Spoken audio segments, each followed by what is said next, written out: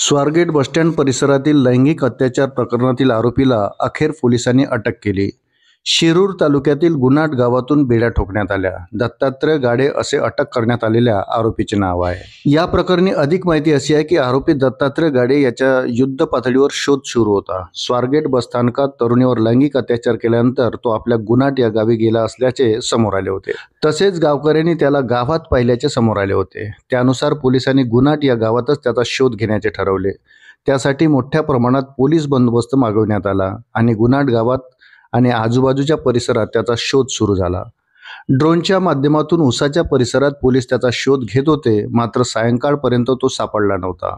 अखेर मध्यरात्री 1:30 वाजताच्या सुमारास तो एका शेतात पोलिसांना सापडला। वृत्त सविस्तर जाणून घेण्याकरता चॅनलला सबस्क्राईब जरूर करा। दरम्यान स्वारगेट एसटी स्थानकाच्या आवारात तरुणीवर बलात्कार करून पसार झालेला दत्तात्रय गाडीच्या शोधासाठी पुणे पोलिसांची 13 पथके रवाना करण्यात आली होती। तसेच डॉग स्क्वॉड ड्रोनच्या साहाय्यानेही आरोपीची शोध मोहीम सुरू आहे। घटनेच्या 2 दिवसानंतरही पोलिसांना आरोपी न सापडल्याने पोलिसांच्या कार्यक्षमतेवर प्रश्नचिन्ह निर्माण झाले होते। बलात्कार केल्यानंतर आरोपी गाडे थेट जन्मगाव असलेल्या शिरूर तालुक्यातील गुन्हाट गाव परिसरात गेल्याची माहिती समोर आली होती। इतकेच नाही तर आरोपी याच परिसरातील शेतात लपून बसला असल्याचीही शक्यता पोलिसांकडून वर्तवण्यात येत होती। त्या दृष्टीने पोलिसांनी श्वान पथक बोलावून त्यामार्फत आरोपीचा शोध घेतला जात होता। अखेर शुक्रवारी पहाटे 1:30 वाजताच्या सुमारास तो स्वारगेट पोलीस स्टेशनच्या तपास पथकातील कर्मचाऱ्याच्या हाताला लागला।